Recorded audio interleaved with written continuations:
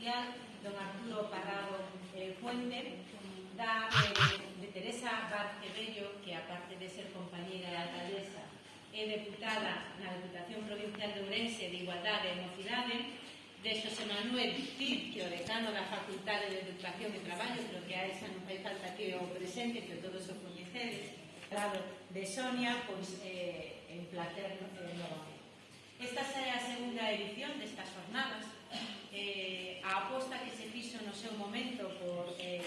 facelas aquí, nun concello que, como vedes, é evidentemente rural, adusado da cidade,